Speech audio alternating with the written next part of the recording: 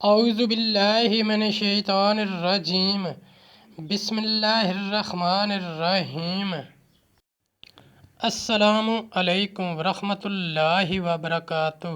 طالب علم ساتھیو، اس سے پہلے والی ویڈیو میں ہم نے سورہ آل عمران کی آیت نمبر 159 تا 160 کے بارے میں پڑھا۔ اس ویڈیو میں ہم پارہ نمبر 4 سورہ آل عمران آیت نمبر 161 تا 163 کا ترجمہ، تفسیر، عربی، شان نزول کے بارے میں پڑھیں گے اور قرآن کی روشنی میں اہم دینی مسائل بھی سیکھیں گے۔ لنک میں نے اس ویڈیو کے ڈسکرپشن میں شیئر کر دیا ہے۔ فرمانے علی شان ہے کہ علم حاصل کرنا ہر مسلمان مرد عورت پر فرض ہے۔ اے اللہ ہمارے علم میں اضافہ فرما، آمین۔ سورہ آل عمران آیت نمبر 161۔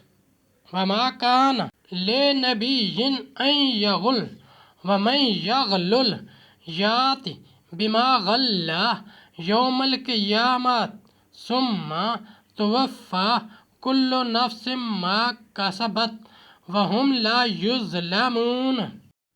ترجمہ، اور کسی نبی پر یہ گمان نہیں ہو سکتا وہ کچھ چھپا رکھے، اور جو چھپا رکھے وہ قیامت کے دن اپنی چھپائی چیز لے کر آئے گا، پھر ہر جان کو ان کی کمائی بھرپور دی جائے گی اور ان پر ظلم نہ ہوگا۔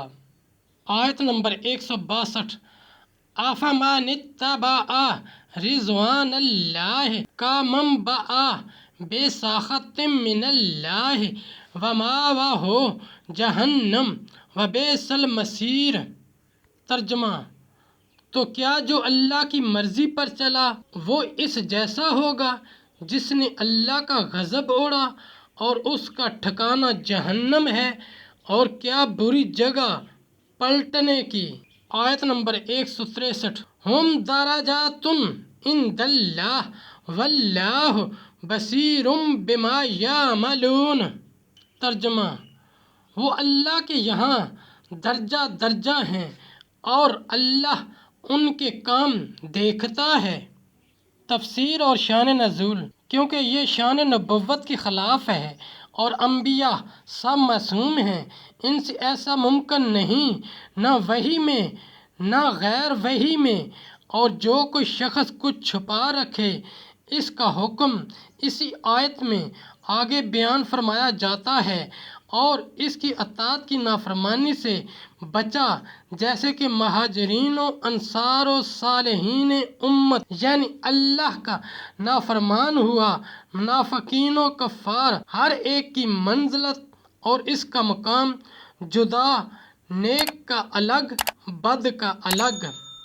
ساتھیو، ہم نے قرآنی تعلیمات کو دنیا کے کونے کونے میں پہنچانا ہے، اس لیے آپ بھی لائک کیجئے، شیئر کیجئے، اپنے دوستوں اور اپنی فیملی کو میرا چینل قرآن ود ایڈیپیڈیا سبسکرائب کرنے کی دعوت دیجئے اور گھنٹی بجانا نہ بھولنا، تاکہ اگلی ویڈیو کا نوٹیفیکیشن آپ کو وقت پہ مل سکے۔ اس صدقہ جاریہ میں آپ بھی حصہ لیجئے۔ اللہ کریم ہم سب کی نیک اور جائز حاجات پوری فرمائے، آمین یا رب العالمین۔